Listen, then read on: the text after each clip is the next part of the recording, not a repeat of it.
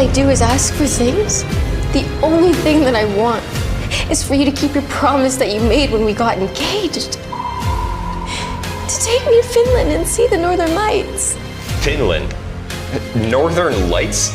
Do you have any idea how busy I am? When was the last time we took a vacation together as a family? Because I'm here, I'm doing the dishes, and I'm doing the laundry, and I'm raising our son, and you treat me like the help and not your wife.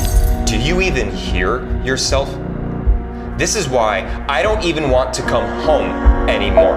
All you do is complain. No wonder Donna says you're a desperate housewife.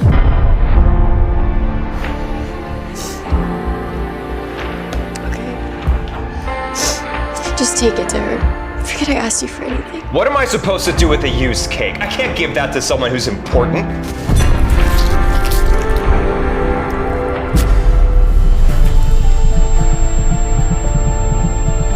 Try contributing for once. Start by making a new cake. The story will now slowly unfold from here. I never imagined there would come a day when my husband I gave up everything for would slap me for another woman. And as the sting of his slap burns on my cheek, I feel something inside of me snap. That was the last of my love for him, gone in an instant. From this moment on, my ex-husband can roll out of my life. It's my birthday today.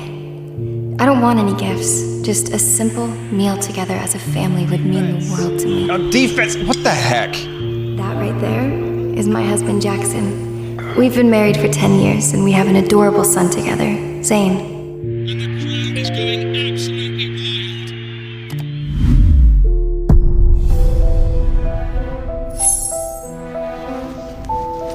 Wait, where are you going? I'm almost done with the dinner I made. Something urgent came up at work. I gotta go. Wait, but Jackson, it's my birthday!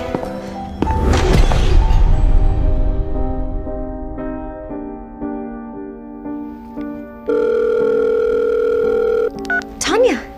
Hi. Yeah, I was just wondering when you're planning on bringing Zane home.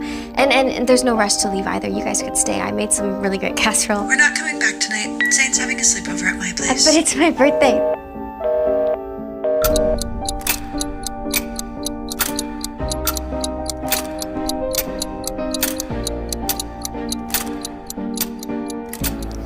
It's late. Where are you?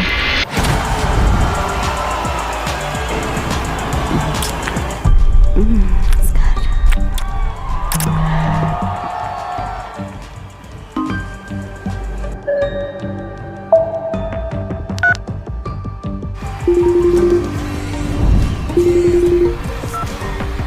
What? What is it? It's getting late. When are you coming home? Work's busy. I'm gonna be late. Don't wait up. Well, if you want, you don't have to keep this a secret anymore. I'd make a pretty good wife. Come on. We like what this is, don't we? We're best business partners and friends. Benefits. Yeah, you're right.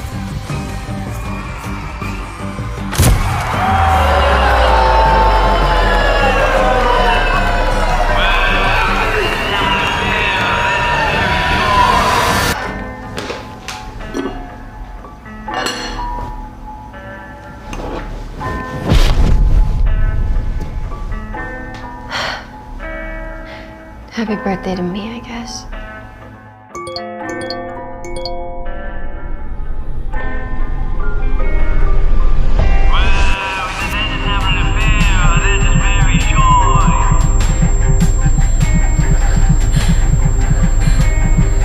My husband and his secretary, Donna.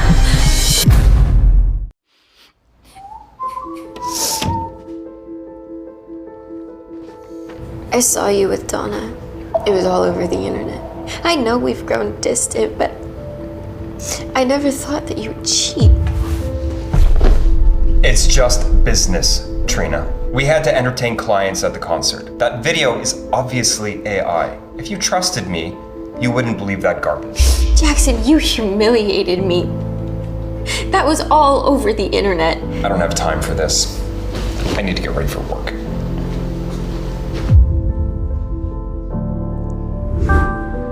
Is this for me? Maybe he does remember.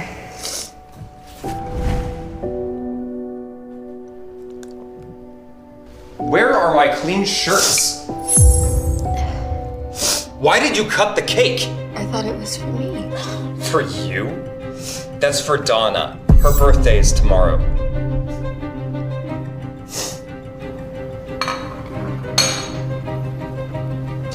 But yesterday was mine.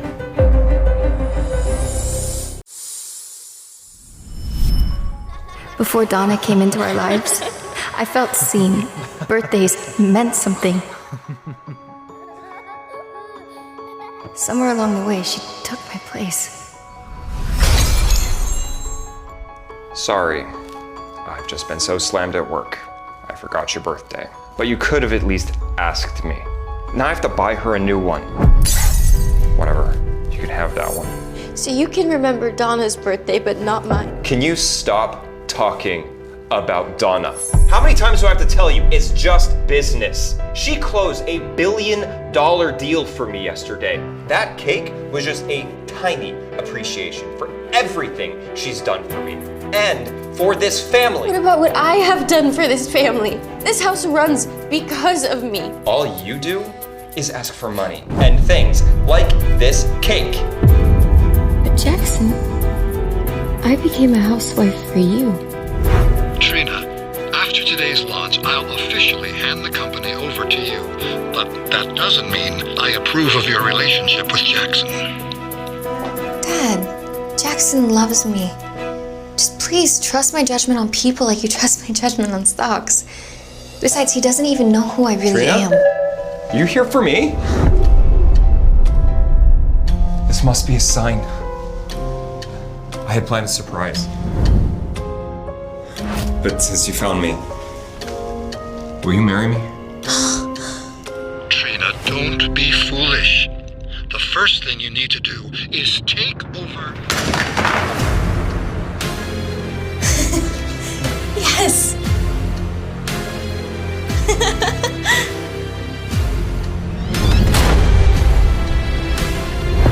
All I do is ask for things. The only thing that I want is for you to keep your promise that you made when we got engaged. To take me to Finland and see the Northern Lights. Finland?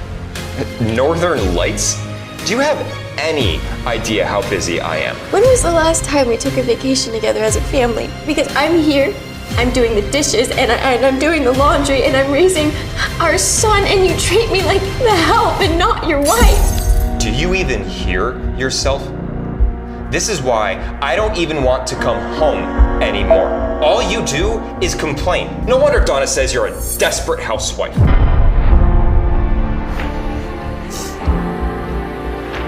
Okay. Just take it to her. Forget I asked you for anything. What am I supposed to do with a used cake? I can't give that to someone who's important.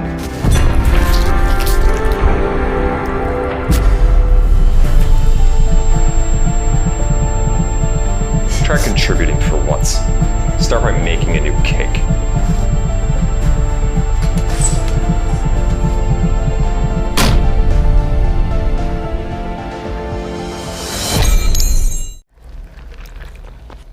You're so ugly. You're so dumb. Look at you. Sweetie, I didn't know Grandma brought you home. Okay, can you stop with the camera, please? Okay, and take your shoes off saying they're dirty. I'm busy taking pictures. You took off your shoes for me. Grandma says you're the maid, and you have to do everything for me anyway.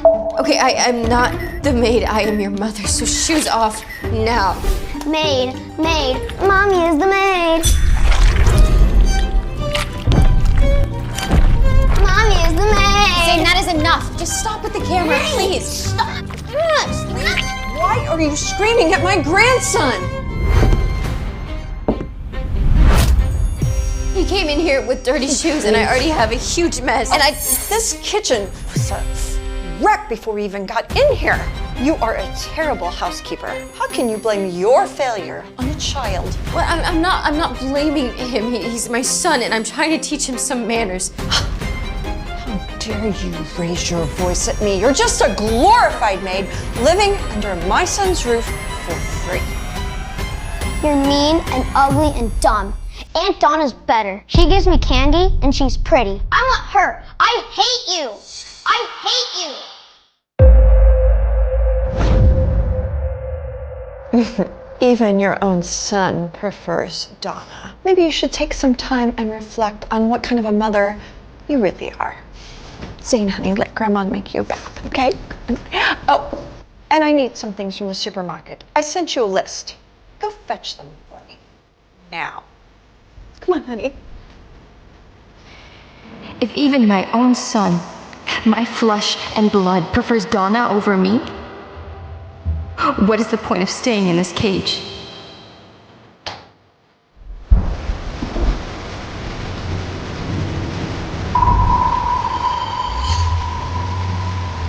Jackson? Jackson, wait!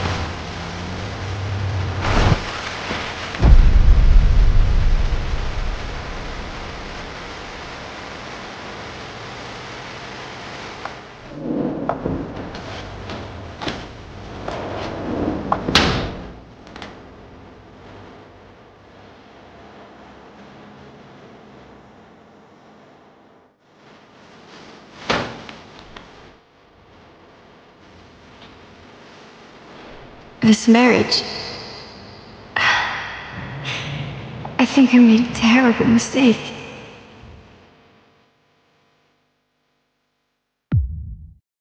Happy birthday.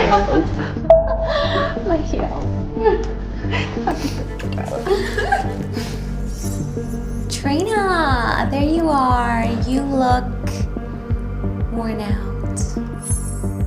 What are you waiting for? Bring the cake.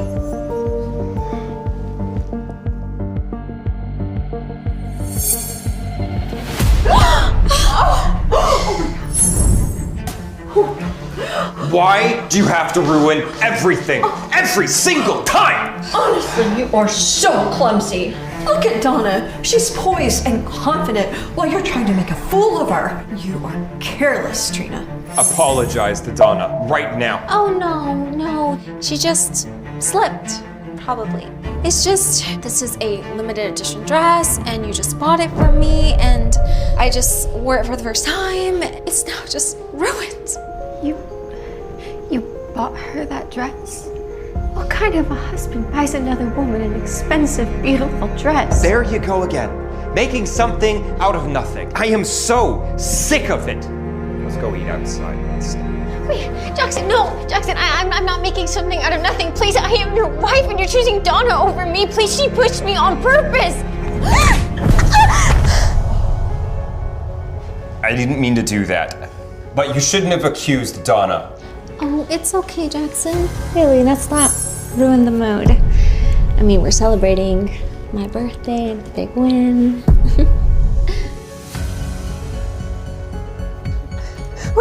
Wait, just please don't take my son. You can do whatever you want, just don't drag my son into your love affair. Come on, Zane. Yeah, Zane!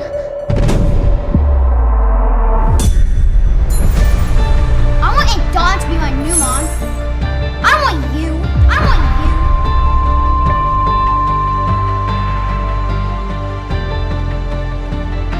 Enough! He's my son too.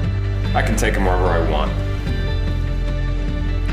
So in the end, my son and my husband, they all chose Donna. In my own home, I am the outsider.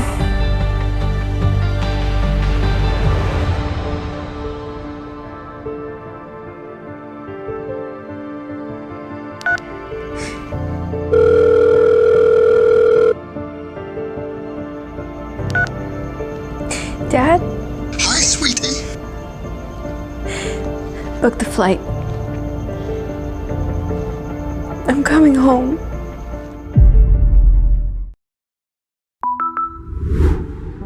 Day after day, I poured everything I had into this family. Something urgent came up at work. Gotta go. I waited. I stayed. I kept believing things would get better, and what did I get in return? A birthday no one cared about. A husband who betrayed me for the whole world to see. A son who acts like he wants nothing to do with me. I want Aunt Dawn to be my new mom. I don't want you. I'm done living for people who don't see me. From today on, my life is mine again. What now? I just have some insurance papers for Zane that I need you to sign.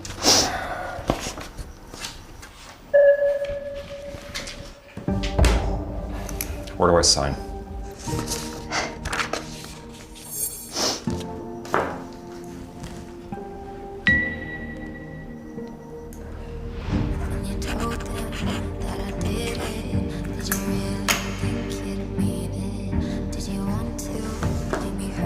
You don't have to bother me with this trivial stuff, you know.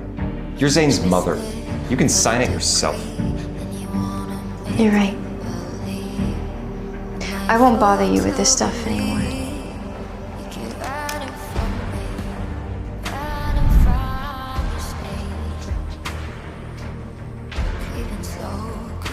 You finally have what you want, Jackson. You're finally free.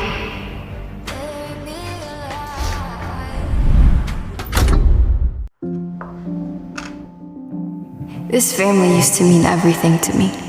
Deserves a proper goodbye. One last dinner together. Then it's time to let go of the last 10 years.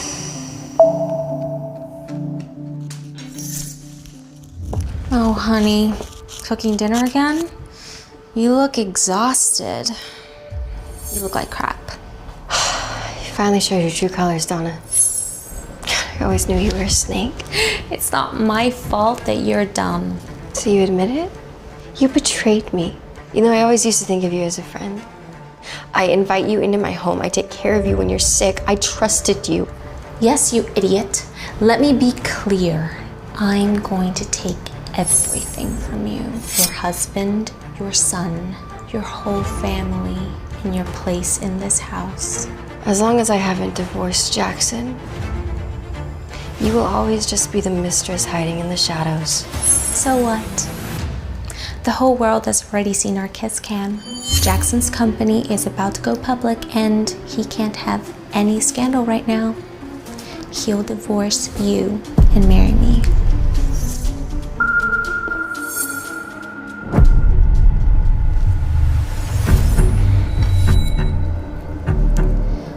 One last thing.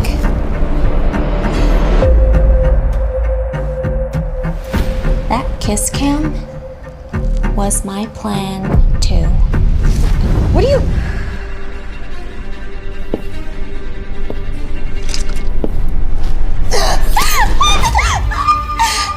Trina! Please don't be mad. Let me explain. What's going on here? Are you crazy? Jackson, I was so scared. Forget about Finland, okay? I told Trina about our trip and she just snapped and tried to kill me. No, I didn't. Trina, how could you be so evil? If I told you this was Donna's plan and she cut herself, would you even believe me? The Trina I knew would never do something like this. You've become somebody I don't even recognize. I'm evil? I've changed? Jackson, you choose Donna over me again and again and again. Do you even remember that I am your wife? Of course not. Because you are a liar and a cheat.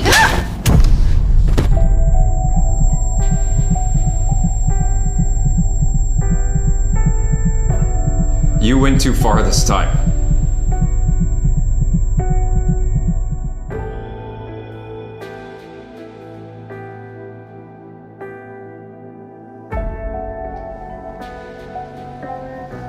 I just wanted one last meal with my family. But I guess there's no need for that anymore. See what happens when you push me.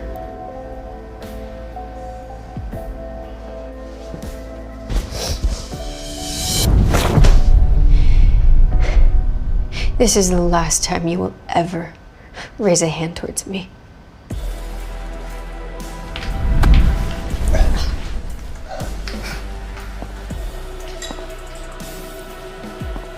10 years of love and damage. 10 years of trying to hold this family together. But the second he raised his hand at me, it all turned to ash. Once you cross that line, there is no going back.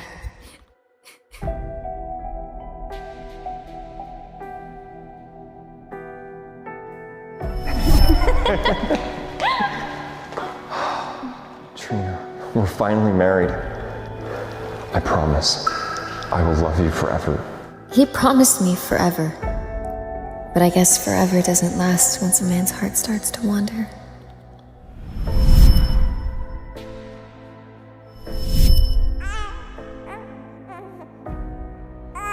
You've made me the happiest man. Look at our beautiful family. You, Trina, and Zane are the most important thing in the world to me. Now those perfect vows he gave me feel like the biggest lie of all.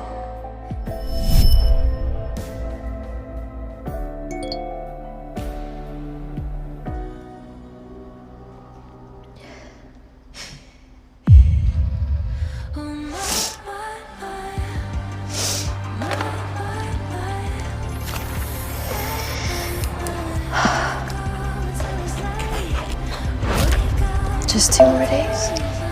You could survive anything for 2 days. And then you get to leave this family forever.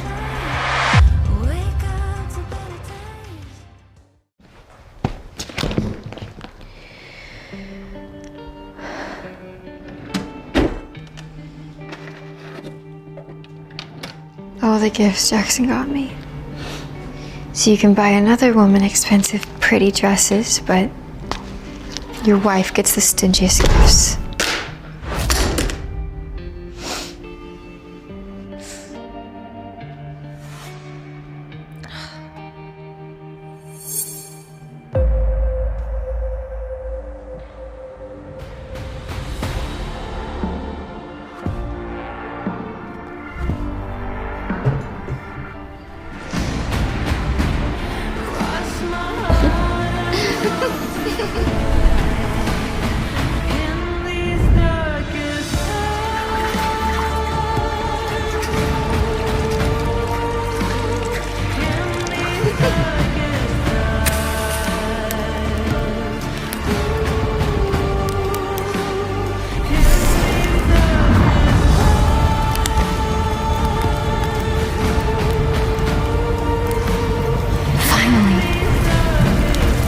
Leave this place.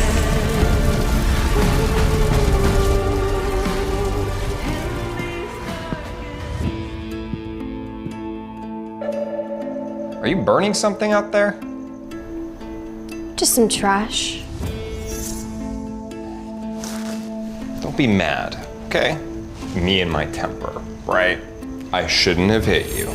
Trina, you really shouldn't have provoked Jackson. You should be grateful for everything that he does for you, for this family. Well, if that's all, I won't disturb you two any longer. Hey, you did remember to finish packing for us all, right? And you packed Donna's favorite scarf? Well, don't worry. I made sure you didn't forget anything. I was even gonna make you a special going away cake. We don't have time to eat your stupid cake. We have to go to the airport. It's too bad. See you later. Trina, don't be mad. I will get you something back from Finland, okay? Maybe one of those little chocolates you really like. Donna, don't waste your money buying her chocolates. That's the last thing Trina needs. Besides, if she wants chocolate, she can buy it herself. Not that she can afford it. Bye-bye, maid.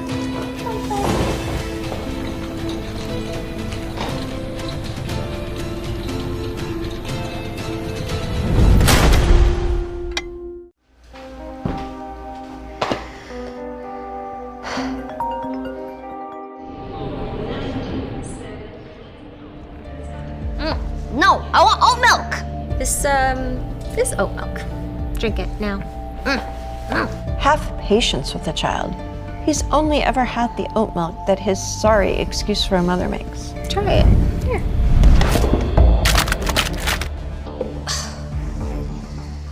Jackson, the call go through yet? What?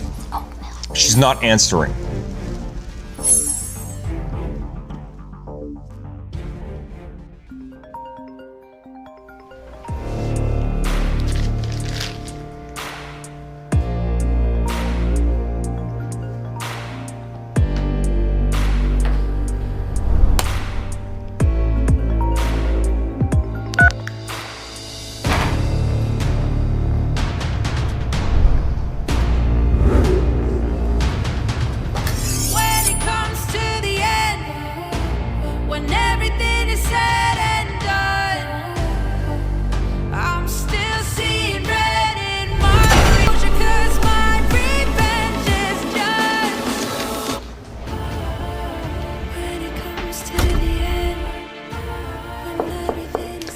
Grandma Emma, I wanted to tell you that I'm leaving. Oh, Trina. All these years he treated you so horribly. I don't blame you for wanting to go. I just want you to be happy. I sure will be sad to see you go, Trina, but don't worry about Emma. I'll make sure to take good care of her. You two are the only ones in the family that ever treated me like I mattered. Please take care of yourselves.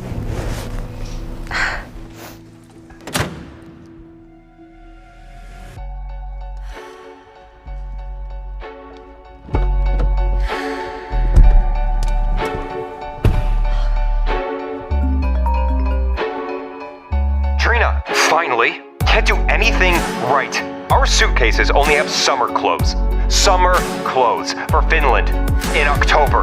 One of the coldest places in the world. Jackson, I'm done being treated like a servant instead of your spouse. We're getting a divorce. Divorce me. And it is not happening, Trina. You hear me? I won't. Happy divorce, Trina. Here's to your new beginning and your return to the life you should have always had. Cities don't sleep, they pretend to, but they never really do.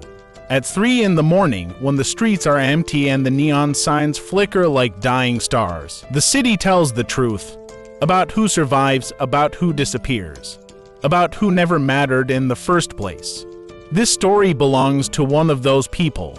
His name is Marcus Lane. Marcus is not a criminal by ambition. He is a criminal by erosion. Piece by piece, the city wore him down. Marcus grew up in the kind of neighborhood people only remember when something goes wrong.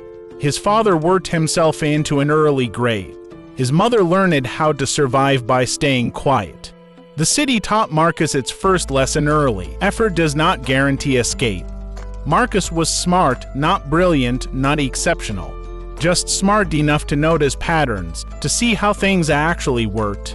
He watched men who followed the rules struggle. He watched men who broke them thrive. By the time Marcus was 25, the decision had already been made for him. He started small, running packages, delivering envelopes, asking no questions. In the underground economy, silence is currency. Marcus was good at being silent. The city rewarded him with money that disappeared as quickly as it came: rent, medical bills, debts inherited from a family that never caught a break. Marcus told himself it was temporary. Everyone does. That's the lie that keeps the machine running. Years passed, Marcus became reliable. Reliable people are dangerous not because they're violent, but because systems depend on them. And systems don't protect their foundations, they consume them. Marcus worked for a man named Victor Rains. Victor didn't look like a crime boss, he looked like a consultant. Calm voice, clean hands, always polite. Victor controlled networks, not streets, information, not guns. And information is far more lethal. One night, Victor gave Marcus a job that felt different. No delivery, no exchange, just observation.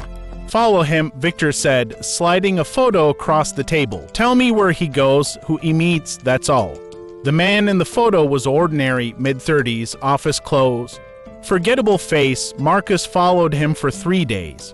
On the 4th day, the man noticed. That's when everything changed. The man confronted Marcus in a subway station, crowded, loud, impossible to disappear in. You shouldn't be here, the man said quietly. Marcus froze because the man wasn't afraid. He was resigned. The man's name was Ethan Cole. Ethan wasn't a criminal, he was an accountant. Or at least, that's what his records said. What Marcus uncovered slowly was something far worse. Ethan was laundering money not for gangs, but for institutions people trusted, corporations, charities, political foundations. Legal crime, the kind that destroys lives without ever pulling a trigger.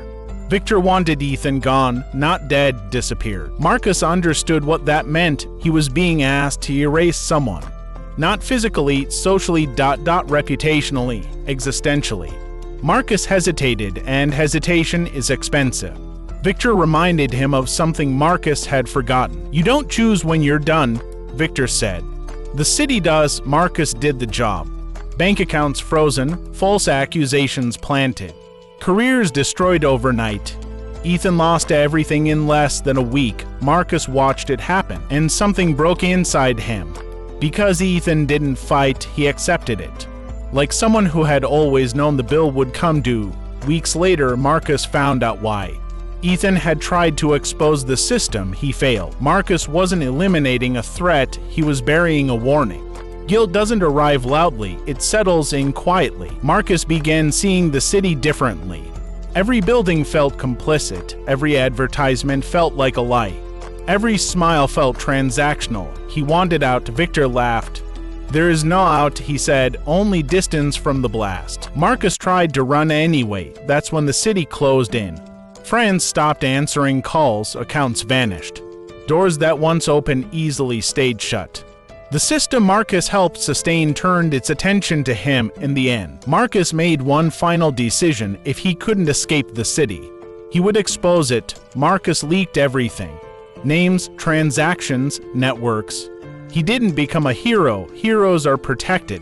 Marcus became a liability. The fallout was controlled, scandals redirected, sacrifices made. Marcus disappeared, not officially, but effectively.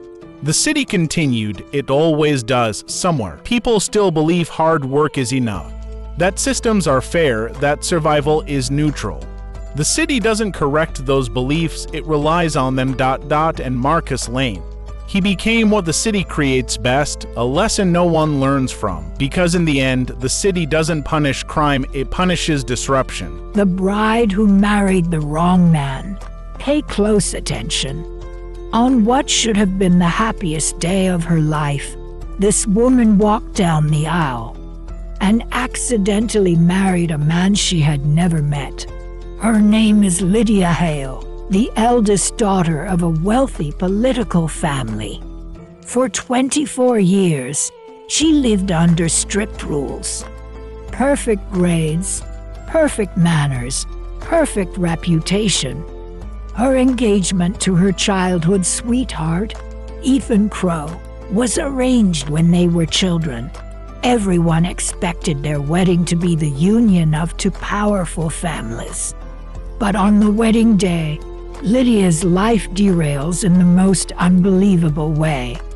Moments before the ceremony, Lydia is kidnapped by masked men, thrown into a black SUV, and drugged with something that makes her head swim.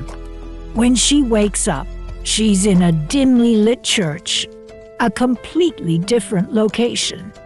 Her bouquet replaced, her veil rearranged, her bridesmaids missing, and the groom isn't Ethan.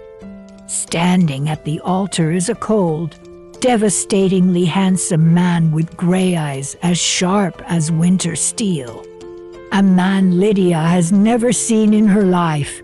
His name, Damian Blackthorne, the most... He believed that words could still solve problems that had long since grown beyond language. The nobles smiled when he spoke, and sharpened their knives when he turned away. Unspoken among the court was another name. Kalan, the king's bastard son, born to a woman erased from history.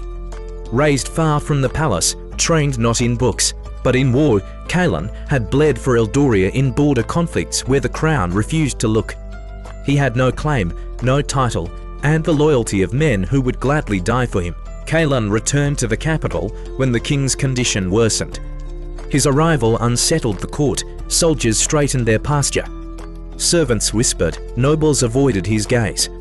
Because Kaelan did not beg for acceptance, he did not ask for permission to exist, King Alaric summoned both sons to his chambers. What was said inside those walls was never recorded. But when Kaelan emerged, his face was heavier. And when Edric followed, his hands were shaking. The king died 3 days later. The coronation was swift to swift. Edric was crowned beneath banners still smelling of funeral incense. He spoke of peace, of unity, of honouring his father's legacy. The crowd cheered, the council plotted. Within weeks, the cracks began to show. Border lords withheld taxes, trade guilds demanded privileges. Mercenary companies offered loyalty for a price. Edric tried to negotiate. The empire bled. Meanwhile, Kaelan vanished. Officially, he was sent away for his own safety. In truth, he was gathering something more dangerous than an army. He was gathering belief among soldiers abandoned by the crown, among villagers burned by neglect, among men who remembered that Eldoria was once protected by strength, not promises. Civil war did not begin with a declaration. It began with silence. Supply lines failed. Garrisons switched banners overnight. Royal messengers stopped returning. Edric's advisors urged action. He hesitated. Because every order meant blood, and Edric had never learned how to live with blood on his hands. Kaelan, however, had, when Kaelan finally marched. He did so not as a conqueror but as a correction. He did not sack cities, he did not slaughter civilians. He removed governors permanently. Each execution carried a message: loyalty is earned, neglect is punished. The people did not fear him, they followed him. Inside the capital, paranoia took hold. Allies betrayed allies, councils fractured. Edric trusted fewer people each day. When Kaelan's forces reached the gates, the city did not resist. The final confrontation took place in the throne room. To brothers, one crowned, Edric pleaded, Kaelan listened. And then he spoke the truth Edric had never wanted to hear. You were raised to rule a kingdom that no longer exists. Edric offered the crown, Kaelan refused. Because Kaelan did not want power given. He wanted power recognized. Edric was exiled, not killed. Because mercy, too, is a form of control, Kaelan was crowned King Kaelan I. His reign was not gentle, but it was effective. Borders stabilized, rebellions ended. The empire survived. History would remember him as a tyrant or a savior depending on who was asked. But one truth remained undeniable: Eldoria did not fall, because one man was willing to become what the empire required. And that is how kingdoms endure, not through virtue, but through sacrifice that history prefers not to name. At first glance, this looks like an ordinary love story: a quiet town, a powerful family, and a girl who seems far too insignificant to matter. But if you keep watching, you'll realize this story is never really about love. It's about control, identity, and what happens when the truth refuses to stay buried. This story begins on a rainy night. A young woman named Elena Carter stands outside the iron gates of the Blackwood estate, soaked to the bone, holding a worn-out suitcase in her trembling hands. She has nowhere else to go. Her mother is dead. Her father's name is written on a birth certificate, but he never once looked back. And now, after 23 years of silence, the Blackwood family has finally found her. Inside that mansion lives Alexander Blackwood, the youngest heir of the Blackwood Empire. Cold, calculating, and dangerously intelligent. To the outside world, he is perfection itself, a future CEO, a golden boy, a man who never makes mistakes. But Alexander hates this house, because this house is built on secrets. The moment Helena steps inside, the atmosphere shifts. The servants stare at her like she doesn't belong. The walls whisper stories no one dares to tell. And at the center of it all sits Margaret Blackwood, the matriarch. Watching Elena with a gaze sharp enough to cut through bone, Margaret doesn't welcome her. She studies her like a problem that should have been erased long ago. You see, Elena isn't just a long-lost daughter. She's evidence. Evidence of an affair. Evidence of betrayal. Evidence that the Blackwood family is not as perfect as they claim. And so, Margaret makes a decision. Elena can stay, but only under one condition. She will never reveal her true identity. To the world, Elena is introduced as nothing more than a distant relative. A charity case, a girl taken in out of kindness. But kindness has never existed in this house from the very first day. Elena becomes invisible. She eats after everyone else. She walks with her head down. She learns quickly which hallways to avoid, which words not to say, and which emotions to swallow. Except around Alexander. Alexander notices everything. He notices the way Elena flinches when voices are raised. The way she holds her breath when Margaret enters the room. The way she looks at baby basket sitting in the hallway. Inside it, a newborn girl wrapped in a blanket embroidered with Claire's own initials. At first, Claire thinks it must be a mistake, a prank, some kind of tragic abandonment. But then she sees the note, a single line written in trembling handwriting. Please protect our daughter. They cannot know she survived. Claire freezes. The handwriting looks disturbingly familiar, because it looks like her own. Impossible, insane. But the more Claire examines it, the more certain she becomes. She wrote this note, or someone who knew her handwriting perfectly. But Claire has never been pregnant, never given birth, never even been in a long-term relationship. So how could this baby be hers? As Claire holds the baby, a wave of foreign memories hits her. Images she doesn't recognize, faces she's never seen, hospital rooms she's never entered. Every night, the memories grow stronger. A surgery she didn't remember, a man she never met, a hospital bed where she was unconscious. Claire begins digging into her past and uncovers a horrifying truth. 3 years ago, she was involved in a major accident. She was unconscious for 2 days. Doctors claimed she suffered only mild injuries. But that wasn't true. During those missing 2 days, Claire was used as a surrogate test subject for a fertility experiment led by a secret organization seeking to create genetically perfect children. Claire was selected for her medical resilience. They implanted a fertilized embryo into her body, monitored the early pregnancy, then removed the fetus covertly before she woke. Claire was never meant to know, never meant to remember, but the baby was supposed to be destroyed. Someone inside the organization betrayed them and saved the infant, placing the child on Claire's doorstep as the last chance for survival. Now a powerful corporation is hunting for the baby. They will eliminate anyone who stands in their way. Claire must run, hide, fight. She becomes a fugitive, protecting a child she never planned for, yet feels an unexplainable bond with. The twist. The baby begins showing abilities far beyond a normal infant. Rapid learning, unusual awareness, and neurological patterns never documented before.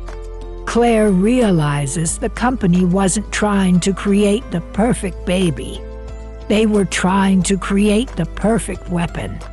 And now, they will do anything to reclaim it. Super long English drama narration number 3. The princess who escaped her own funeral. This is the story of a princess who attended her own funeral. Her name is Serafini Aldera, the firstborn heir to the Aldera kingdom, known for her intelligence, beauty, and unmatched talent with diplomacy. But political enemies feared her. They needed her gone. The night before her coronation, Serafini is poisoned by her most trusted advisor. Her pulse stops. Her body grows cold. Doctors declare her death. The nation mourns. Her father falls to his knees. A grand royal funeral is prepared. Thousands gather to see the princess one last time. But here's the twist. Serafini wakes up in... The world did not end in fire. There were no explosions, no dramatic speeches, no final warning reported on the news. The world ended quietly. It ended with empty shelves, with unanswered phone calls, with doors that stopped opening. By the time people realized something was truly wrong, society had already collapsed. This story begins 6 months after that collapse. His name is Daniel Mercer. Before the fall, Daniel was ordinary in every way that mattered. He worked a desk job. He complained about traffic. He believed that tomorrow would always arrive as scheduled. Now, tomorrow is never guaranteed. Daniel lives alone in what used to be a suburban neighborhood. Houses stand like skeletons intact on the outside, hollow within. Some were abandoned peacefully. Others still carry marks of violence on their walls. Every morning, Daniel follows the same routine. He wakes before sunrise. He checks the perimeter. He counts his supplies. Canned food, bottled water, a handgun with limited ammunition. He keeps track of everything because forgetting is dangerous. In this world, mistakes are fatal. The collapse wasn't caused by war, or climate, or even disease. It was caused by silence. One day, systems stopped responding. Power grids failed. Financial networks froze. Supply chains broke down with no explanation. Governments issued statements, then stopped speaking altogether. No enemy ever appeared, and that terrified people more than any invasion could have. At first, neighbors helped each other. They shared food. They shared information. Then supplies ran low. That was when kindness became conditional. Daniel remembers the exact moment he stopped trusting people. It was the day he watched a man beg for water and then pull a knife the moment Daniel turned his back. From that day on, Daniel survived by one rule: never assume innocence. Months pass, seasons change, the world grows quieter. One afternoon, Daniel hears a sound he hasn't heard in weeks. Footsteps, careful, measured, not desperate. Someone knows what they're doing. Daniel hides inside his house, watching through a cracked window. A woman enters the street, carrying a backpack and a rifle slung across her shoulder. She moves like someone who has survived longer than most. Her name is Mara. They don't trust each other. Trust is expensive now. Their first conversation is short. Their weapons remain visible, their distance carefully measured. But survival favors cooperation. Mara knows things Daniel doesn't. She's traveled beyond the neighborhood, seen cities reduced to graves. She tells him the truth no one wants to hear. The collapse isn't temporary. No help is coming. The world people remember is gone. Together, they form an uneasy alliance. Days turn into weeks. They scavenge abandoned buildings. They avoid roads. They watch the horizon constantly. And slowly, something dangerous happens. They begin to feel human again. They talk at night. They share memories of a world that feels fictional now. They laugh quietly, as if afraid laughter might attract there. But hope is a liability. One night, they encounter a group of survivors. Families, children, people who look harmless. The leader asks for food. Daniel hesitates. Mara doesn't. She says no. When the group leaves, Daniel argues with her. They needed help. Mara looks at him and says something that changes everything. So did we. No one helped us. Days later, they find that same group again. Only this time, the group is armed and they're not asking.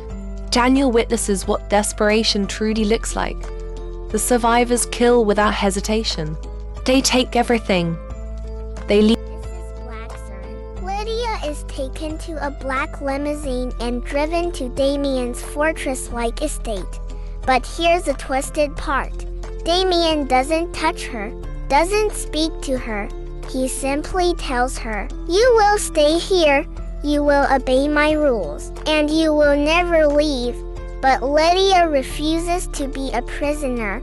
She starts investigating, listening to guards whisper at night, sneaking into forbidden rooms, reading documents she was never meant to see, and what she discovers changes everything because Lydia realizes something horrifying. Damien didn't marry the wrong bride.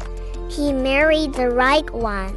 Lydia was the daughter of a secret bloodline, a lineage connected to an ancient fortune, a political prophecy, and a deadly secret her parents hid for decades. Damien needs Lydia alive because she is the key to unlocking a legacy that hundreds of powerful families have killed for. But Lydia Memory is the most fragile form of truth. People trust it completely, even though it changes every time they touch it. This story is about a man who trusted his memory and paid the price for it. His name is Lucas Hale, at least. That's the name he remembers. Lucas wakes up in a white room with no windows, no clock, and no sound except his own breathing. The walls are clean, like they've never been lived in. There is a chair, a table, and a mirror. On the table lies a folder. On the front, written in black ink, are 3 words. Session 1, Recovery. Lucas does not remember how he got here. He does remember other things. He remembers growing up near the ocean. He remembers the smell of salt and rust. He remembers a woman's laugh, soft, familiar, painful. But when he tries to hold on to these memories, they slip, like dreams dissolving after waking. The mirror activates. A voice fills the room. Calm, professional, emotionless. Lucas Hale, the voice says. If you are hearing this, the procedure has begun. The voice explains that Lucas volunteered for an experimental treatment designed to repair severe psychological trauma. Memory fragmentation, dissociation, identity confusion. Lucas doesn't remember agreeing to anything, but the file says he did. According to the records, Lucas experienced a catastrophic event 6 months ago. Something so severe. Inside her coffin, paralyzed, unable to scream, yet fully conscious, a rare toxin was used. One that mimics death flawlessly, but wears off within 24 hours. Serafini fights with every ounce of strength. The sarcophagus cracks open. She crawls out, gasping for air, covered in funeral flowers. Her first thought isn't fear, it's vengeance. But she can't return to the palace because everyone has already accepted her death. The kingdom has moved on. Her younger sister is taking the throne. Her advisor, the traitor, is now controlling the royal council. Serafini realizes she must stay dead. She disguises herself and goes into hiding, forming alliances with assassins, spies, and rebels. Slowly, she uncovers the conspiracy. Foreign nations, corrupted nobles, and even her own sister, who secretly wanted the crown. The deeper Serafini digs, the darker the truth becomes. The assassination wasn't just about power. It was the feared underground king in the entire eastern region, leader of the Blackthorn Syndicate, a man whose reputation can silence even the bravest criminals. Everyone calls him the Ghost King because no one knows how he rose to power, and those who try to investigate disappear. Damien takes Lydia's trembling hand. The priest asks, "Do you take this woman?" Damien answers before the priest finishes, "I do." Lydia is stunned. She protests, screams, tries to run, but the guards hold her still. Damien leans close, voice dangerously calm. "Say the words, Lydia."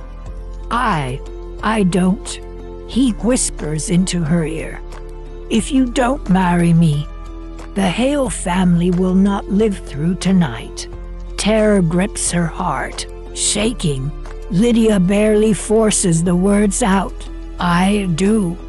The moment the ceremony ends, Damien kisses her lightly, almost mockingly. Congratulations, Mrs. Blackthorne. Lydia's taken to a black limousine and driven to Damien's fortress-like estate. But here's the twisted part. Damien doesn't touch her, doesn't speak to her. He simply tells her, "You will stay here, you will obey my rules, and you will never leave." But Lydia refuses to be a prisoner. She starts investigating, listening to guards whisper at night, sneaking into forbidden rooms, reading documents she was never meant to see, and what she discovers changes everything, because Lydia realizes something horrifying. Damien didn't marry the wrong bride. He married the right one.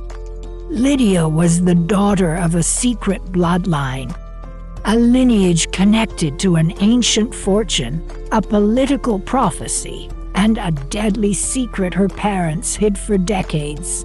Damien needs Lydia alive, because she is the key to unlocking a legacy that hundreds of powerful families have killed for.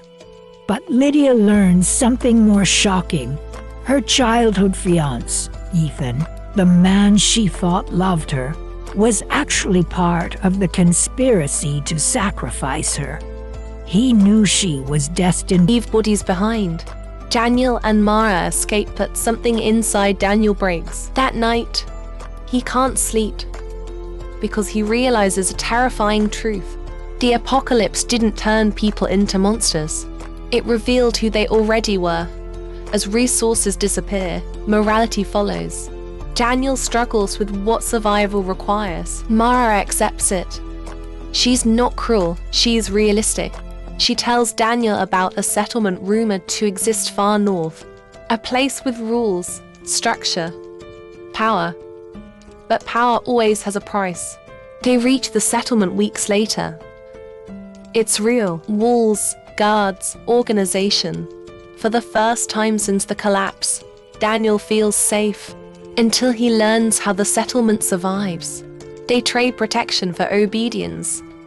They exile the weak. They execute those who challenge authority. Order has replaced chaos, but at the cost of compassion. Daniel is offered a choice: stay and become part of the system, or leave and return to uncertainty. Mara already knows her answer. She refuses to live in another cage. Daniel hesitates, because survival without humanity feels meaningless, and humanity without survival feels impossible. In the end, Daniel leaves with her. Not because he's brave, but because he's still afraid of becoming someone he can't recognize. They disappear back into the ruins. The world remains broken. Civilization does not return.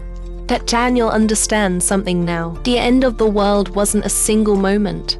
It was a process, and survival isn't about staying alive. It's about deciding who you are willing to become to do so.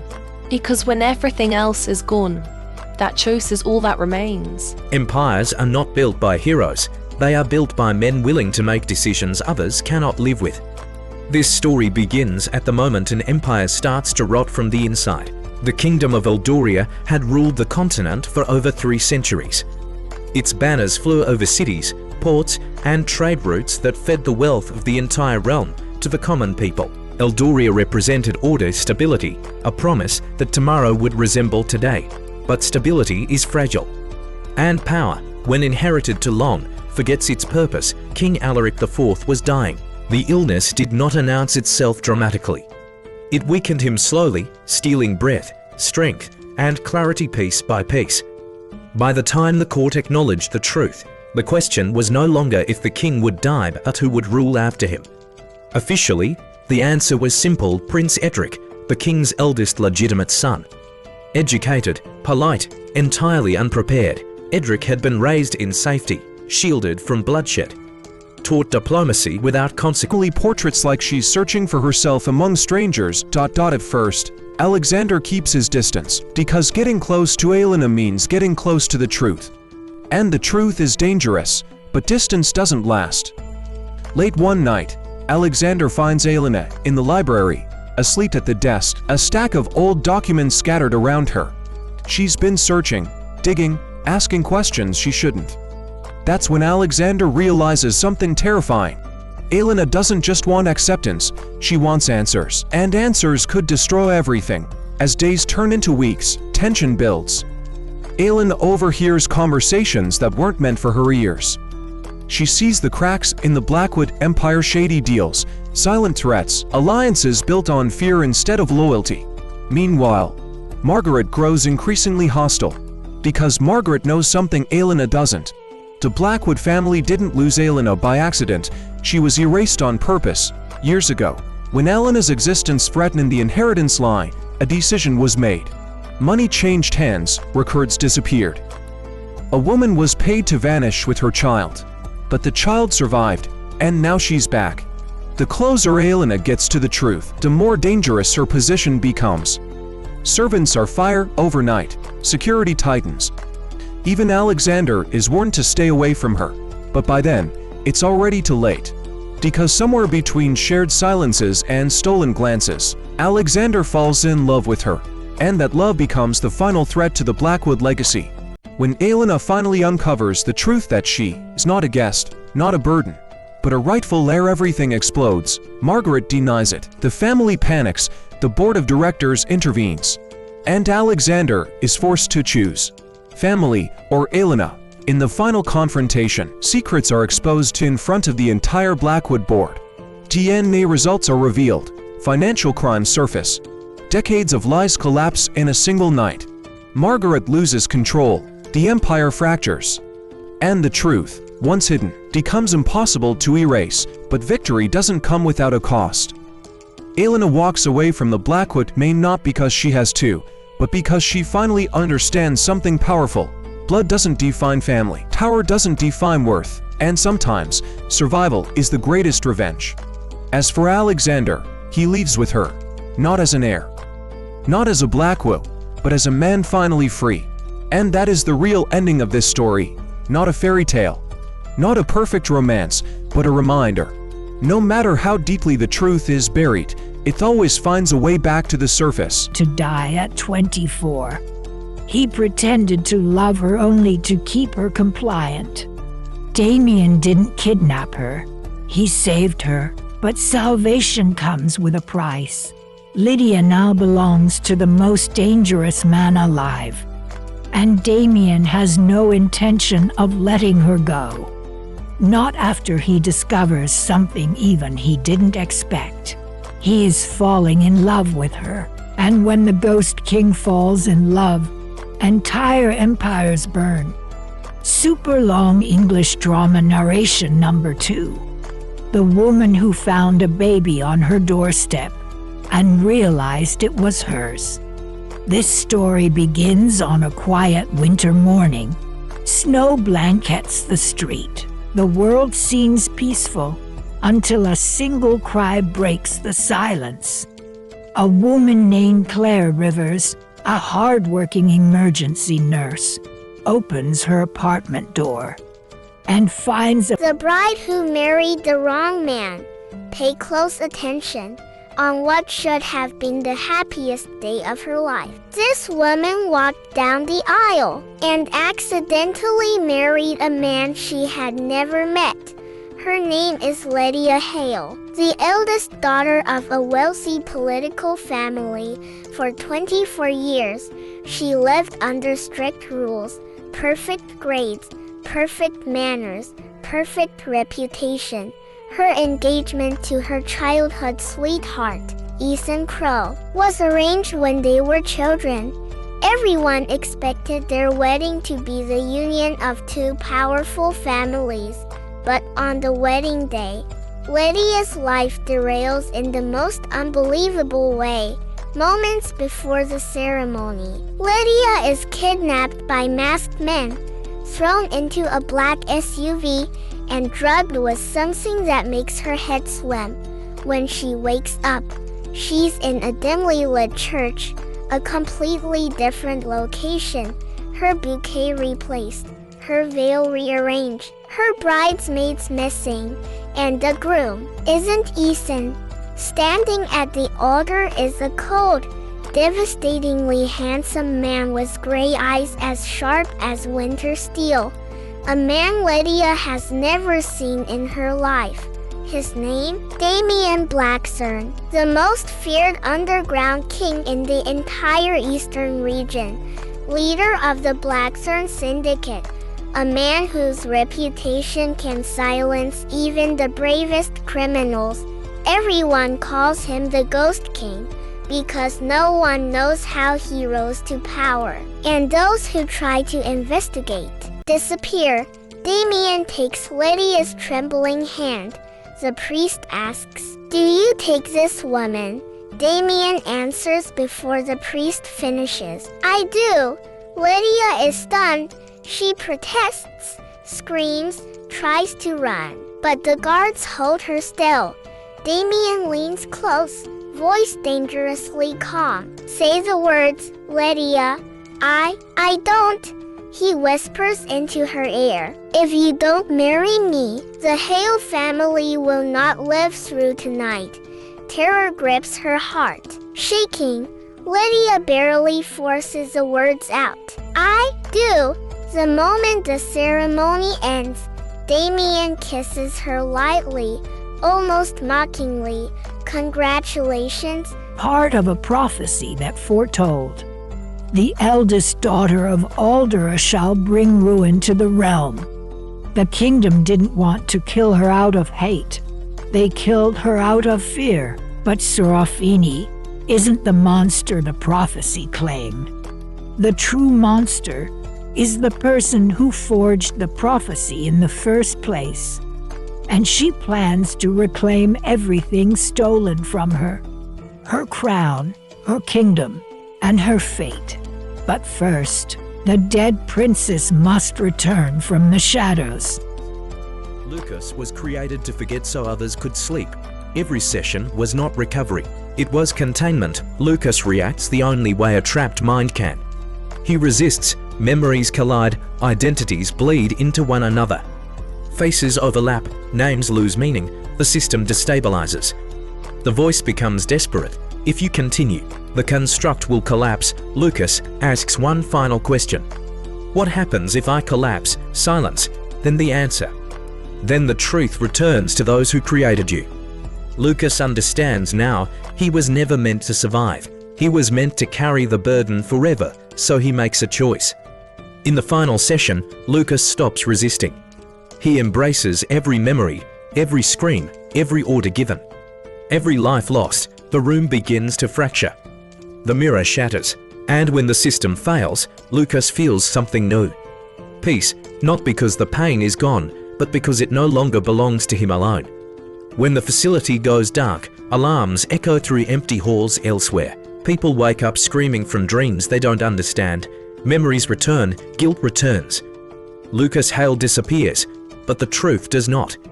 Because memories, no matter how deeply buried, always find their way home. Yeah, that his mind fractured to protect itself. The treatment is simple.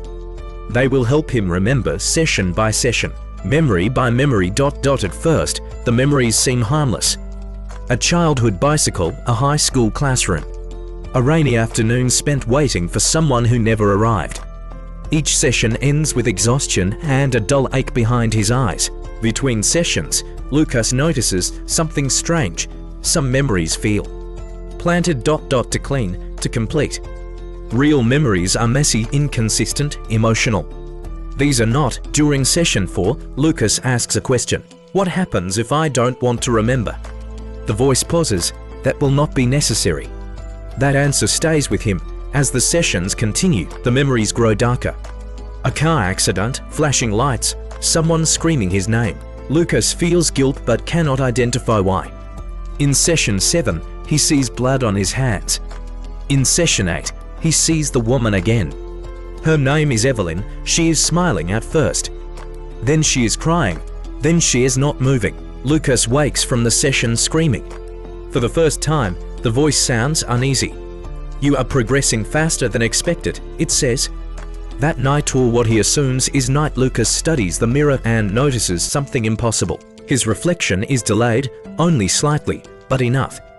In session 10, Lucas lies. He says he remembers everything. The voice responds instantly, that is incorrect. And the room changes. The walls darken. The temperature drops. The voice stops pretending. Lucas Hale does not exist, it says. That is when the truth begins to surface. Lucas was not a patient, he was a construct, a personality assembled from fragmented memories belonging to multiple individuals. A psychological container designed to hold guilt, trauma, and responsibility that no single mind could bear. There was an incident, a classified incident, one that resulted in dozens of deaths. The people responsible could not live with what they had done. So they split the memory ... and buried it inside Lucas.